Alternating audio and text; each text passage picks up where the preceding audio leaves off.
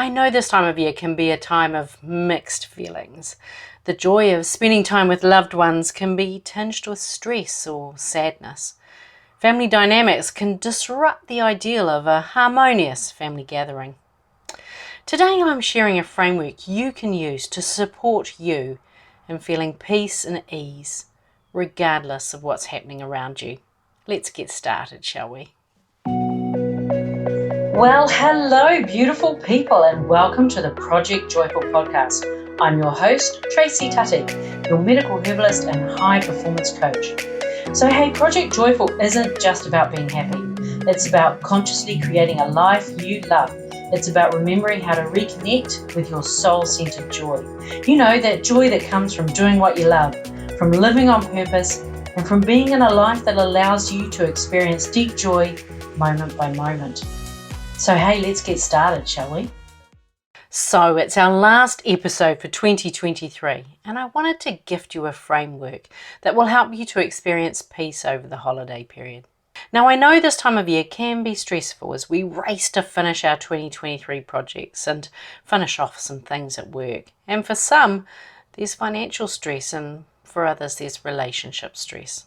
Regardless of how far you've come in your personal development journey, our family is still able to trigger us and lovingly push those buttons, leaving us reflected on a day when we didn't quite show up as our best selves. If you're thinking back to last year and going, yeah, that was me with insert person's name, give yourself some grace. You're allowed to be human. And the fact that you're aware of not being your best version of you, well, that's a huge step forward towards doing it differently next time. Feeling guilty about it isn't helpful. It's disempowering and it steals your energy. If upon reflection you feel that you need to make amends, do that. Do it before everyone gets together so you're all starting with a clean slate. Just ensure you're recalling things as they are, not worse than they are. The purpose of this reflection is to increase your awareness and set you up for a gathering filled with heartfelt memories, fond recollections, peace and warmth. It's not an opportunity to bitch, moan, complain or beat yourself up. That's just going to make you feel like crap and, well, quite frankly, you deserve to treat yourself better. So the thing that lights the flame is this instantaneous thing called reaction. Somebody says, does or doesn't say or doesn't do something and boom, you're pissed. In a heartbeat. Then like a smouldering forest fire, you stalk about the house or wherever you may be, dropping lit fuses on unrelated dry tinder, and the whole day implodes. What happened? How did you get to this messy place? It's because you reacted rather than choosing to respond. Reacting, well, that's you on autopilot. It's fueled by those beliefs you took on up to the age of 7 or 8 years of age, and it was based on what you saw, you heard or felt going on in the world around you. It's no wonder family get-togethers can be so triggering. It's the same people acting out the same limiting beliefs. Things like, I'm not enough. I have to seem okay for everybody else to be okay. I need to control this to make it safe. Or it could be things like, well, I don't deserve love or wealth or joy or a loving partner, happiness, all sorts of things. Viktor Frankl wrote in Man's Search for Meaning, between stimulus and response, there is a space. In that space is our power to choose our response. In our response lies our growth and our freedom. What does this mean for you? No matter what's going on around you, you get to choose from deep inside you what you'll make that event mean and how you'll respond to that meaning. So let's play with this a little bit. Think about a family gathering that you've got coming up. Now imagine that gathering is the most wonderful gathering it could ever be. Imagine it's the end of that day and you're reflecting on what an amazing time you had. If you could choose 3 feelings that described that day, what would they be? Maybe those words are things like joy, love, connection, peace, contentment, laughter, wisdom. Choose 3 words that mean something for you. Do that now. Great.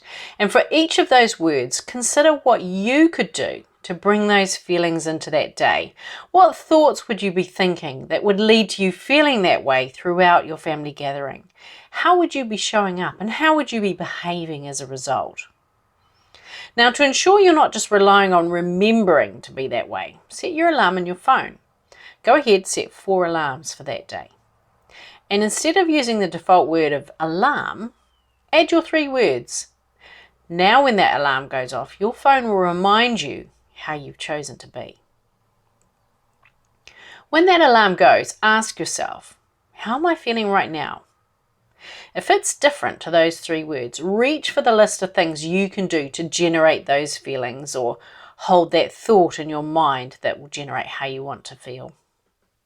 You see, we feel our thoughts. Now, you can't always see what you're thinking, but you can always feel what you're thinking. Want to feel different? Choose to think differently. The last piece of this puzzle is something in mind magic that we call the empowered mind model. When we're running on autopilot, something happens or is said and we automatically generate a feeling and reaction to our interpretation of that event, and we behave based off that feeling. So instead, we're going to make a new conscious choice in between the event and how we feel about the event. When you elevate your habitual reaction and choose to respond, you retain your power.